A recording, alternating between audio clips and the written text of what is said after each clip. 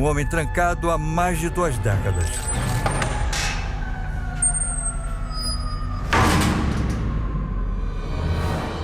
Conhecido pela polícia como um dos líderes do Comando Vermelho.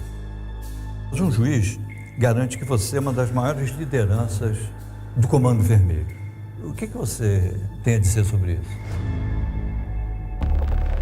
Alguém que não tem mais o que perder. Viver numa guerra, né, senhor? Numa guerra, sempre é possível que saia mortos e feridos. Viver aqui é uma guerra? O entendimento dele, como nós...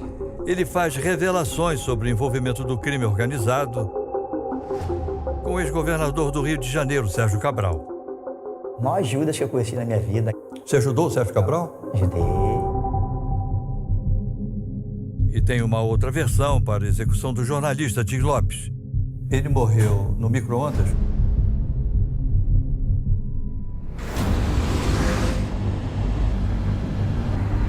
Catanduvas, Paraná.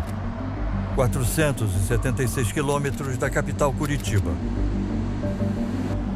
O município nos recebe com o verde da margem das estradas,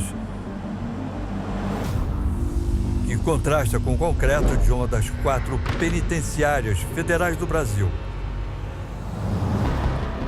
Muros cobertos por arame farpado e grades de aço protegem uma fortaleza pronta para abrigar 208 detentos. Criminosos de alta periculosidade, como Marcinho VP, um dos maiores nomes do crime organizado do Brasil. Márcio Santos Nepomucena, carioca, tem 41 anos e está preso há 21. Metade da vida sufocado pelo sistema penitenciário do país.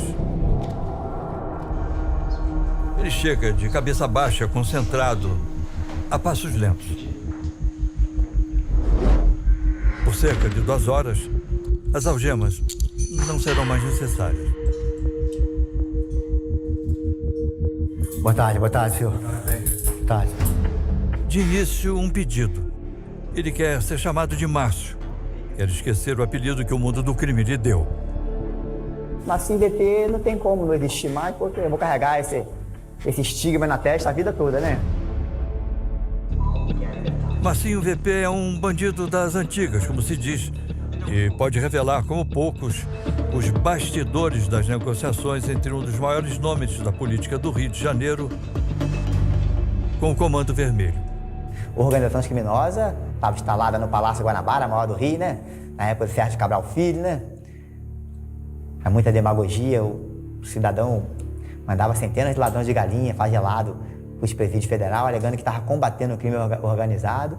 E hoje se descobre que a maior organização criminosa do Rio de Janeiro estava instalada dentro do Palácio Guanabara e Sérgio Cabral Filho era o xerife daquela organização, o Cacique Morro.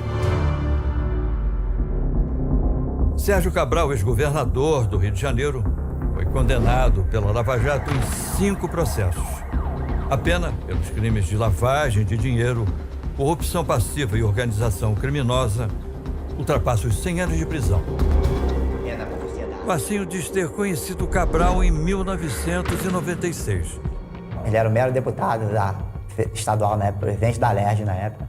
Você diz aqui que o Sérgio Cabral, além de ladrão, revelou-se também um traidor. Por quê? A maior Judas que eu conheci na minha vida, aquele que... Por quê? Cospe no prato que comeu, né? Aqueles que viram as costas para aqueles que ajudaram ele um dia. Você ajudou o Sérgio Cabral? Ajudei, na campanha dele em na campanha. 1996, com centenas de cabo eleitoral. Como é que você fazia para ajudar o Sérgio Cabral? Tudo 0,800, ele não gastou R$1. Tudo 0,800, não gastou Você bancou a campanha? As pessoas, a pedido nosso, né, que nós, querendo ou não, nós tínhamos um respeito, tinha uma consideração, a pedido nosso. E a comunidade? Centenas de pessoas apoiaram ele foi lá no meu palanque, fez discurso, contou a história dele e me enganou direitinho. Confesso que naquela época ele era um político jovem, né?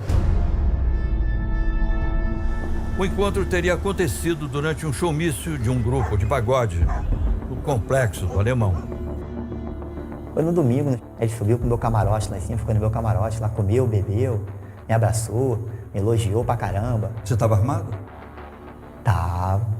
Você estava com que arma? Armado com um fuzil Sig-Sauer na época, 2 pistolas na cintura, um fuzil Sig-Sauer. Ele viu que você estava armado? Viu, me abraçou, me elogiou, me agradeceu por tudo que estava fazendo por ele.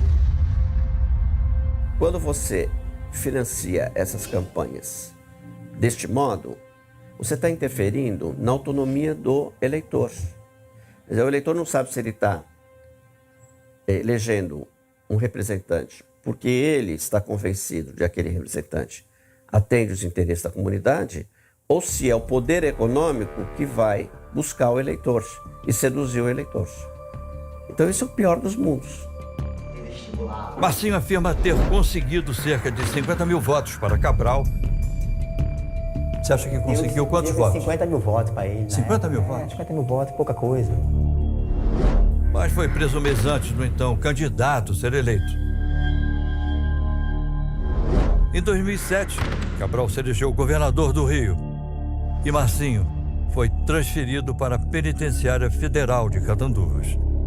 Você acha que foi apenas uma coincidência ou uma coisa tem a ver com a outra? Queima de arquivo, né? Você acha que foi queima de arquivo? Mas ele me transferiu para a Penitenciária Federal, para mim não faz diferença, é o trabalho dele, ele era governador, é o trabalho dele. Assim, a minha indignação com ele maior é que ele cuspiu no prato que comeu, ele fez muito mal para a população carioca. Sérgio Cabral Filho foi o maior charlatão, a maior facínora que eu já conheci na minha vida. Em nota, o advogado do ex-governador considera as declarações inverídicas e acrescenta que Sérgio Cabral jamais conheceu Marcinho VP. Marcinho passou a vida transitando por prisões de segurança máxima. Foram 10 anos em Bangu 1, no Rio de Janeiro. E 11 pelas 4 penitenciárias federais brasileiras. Há quanto tempo você está aqui preso em Catanduvas? Desde o dia 5 de janeiro de 2007. Como é passar metade da sua vida, eu diria, atrás das grades? É difícil, não é fácil não, mas é o preço, né? É o preço pela minha escolha do passado, estou pagando meu preço. E o preço é caríssimo. Viver em uma das mais rigorosas penitenciárias do Brasil é um desafio que poucos suportariam.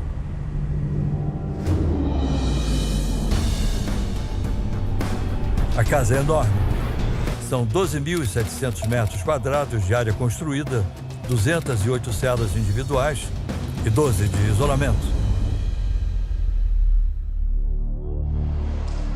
Um lar imponente, frio e, principalmente, silencioso.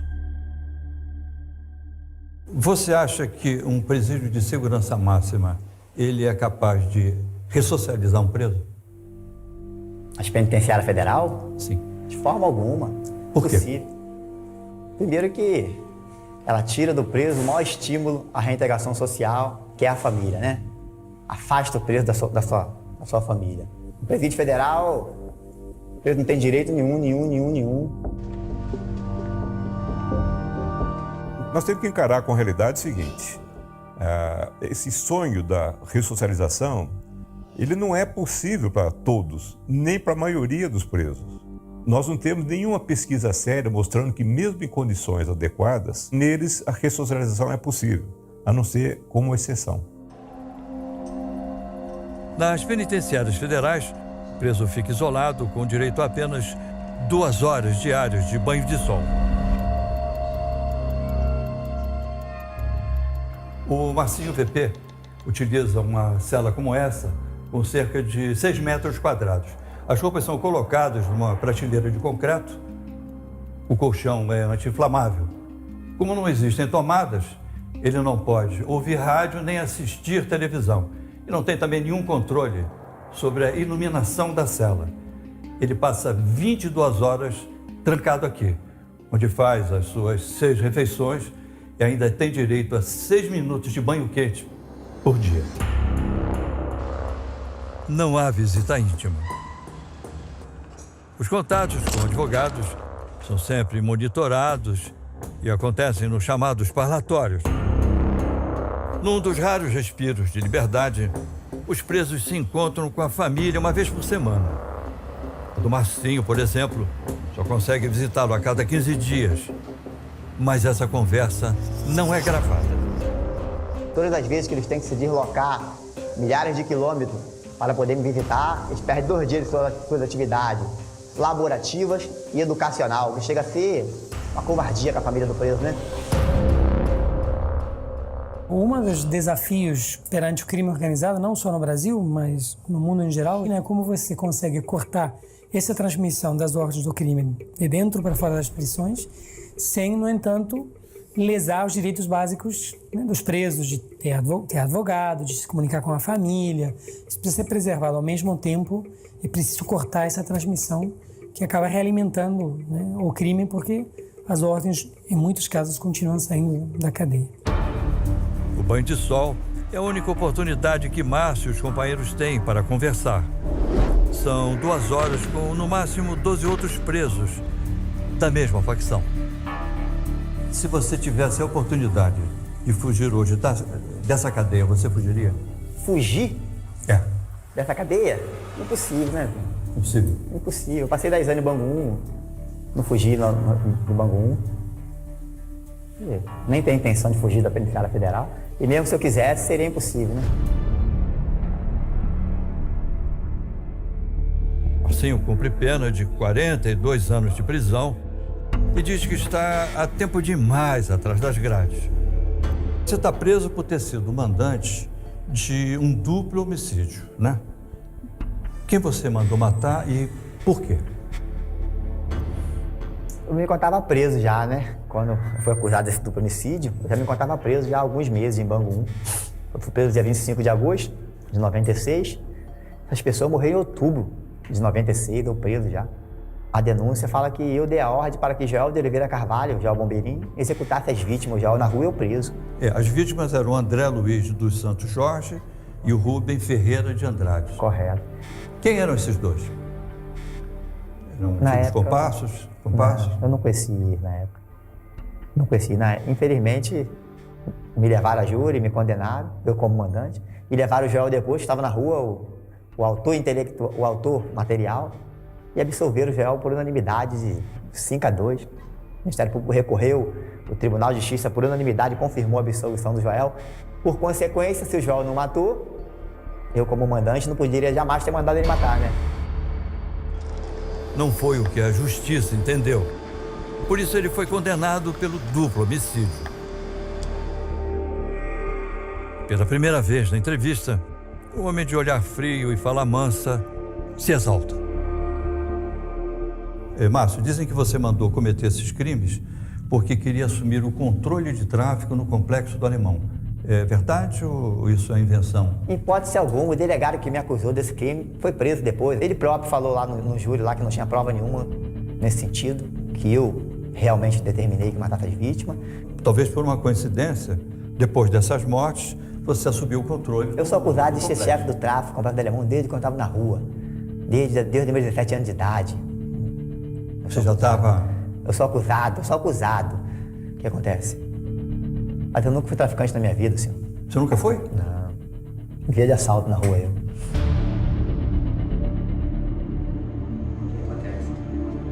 O detento nascido em Vigário Geral, que aos 2 anos de idade se mudou para São João de Meriti, na Baixada Fluminense, se diz um mero assaltante de bancos e carro forte. Como era assaltar um carro forte? Exigia colaboração. O primeiro né? passo, como é que você fazia? Planejamento e colaboração também, para poder Interna. levantar certinho a quantia de valor que... Alguém tinha da empresa ajudava? Corretíssimo. Ajudava. Bom, então o primeiro passo, vocês tinham informação interna dos valores e o tipo de armamento. Na época, já estava em ascensão ainda os fuzil e para se pegar um carro forte no Rio de Janeiro, da forma que nós pegava, exigia armamento pesado, né? Era fechado com caminhão e encurralado e exigia um armamento meio sofisticado na época. De onde vêm as armas e os fuzis que o pessoal utiliza atualmente, que também eram usados no seu tempo? na época que você O Brasil não... assaltava carros? As armas que é usada, principalmente no Rio de Janeiro, Mas vem de onde? não são brasileiras, né? Tem lá de onde que vem as Vocês armas. compravam onde? Compravam no Paraguai? Tinha um intermediário? Vocês faziam encomenda? Tinha intermediário, as pessoas... Chegava tudo no Rio de Janeiro. Quem entregava as armas para vocês? Não quero entrar nesse detalhe, já é uma situação mais... Assim, já envolve das pessoas, assim, não, Tem muita gente viva ainda? devido à venda, assim, não quero entrar nesse detalhe. O governo federal, ele tem uma frágil estrutura de contenção nas fronteiras. Toda a fronteira, desde o Paraguai, por onde entram armas de maconha, a Bolívia, o Peru, Colômbia, por onde entra a cocaína, e fora o que entra de contrabando. E essas armas, esses instrumentos todos, armas, drogas, munições, vão abastecer os centros, os grandes centros urbanos do Brasil. Há décadas que a atuação de Marcinho VP é motivo de preocupação das autoridades. Você diz que nunca teve nada com o tráfico, mas um juiz garante que você é uma das maiores lideranças do Comando Vermelho. O que você tem a dizer sobre isso? No passado eu fui integrante, né, Silvio? Foi apenas mais um mero soldado, um menino soldado. Para Guaraci Mingardi, analista criminal e membro do Fórum Brasileiro de Segurança Pública, Marcinho VP continua a exercer influência no Comando Vermelho. No caso do Comando Vermelho, muitos continuam mandando alguma coisa, apesar de estarem quase que incomunicáveis. Marcinho VP, por exemplo, em presídio federal, mas ele continua dando palpite. Agora, o NEM é um que perdeu o poder. Existe realmente uma narrativa, né, permanente, contínua, de que há essa correspondência entre controle territorial de área de favelas e lideranças de facção. Na trajetória de crimes, há muita história para contar. Já houve caso de você ter cometido um assalto a banco, ser preso em seguida, ter feito um acerto com a polícia, edificado com dinheiro e soltado? Já houve casos, nós acabamos de assaltar um carro forte, ali no Largo do Jacaré ali. Como foi? E subi pro Morro da Mangueira por malote.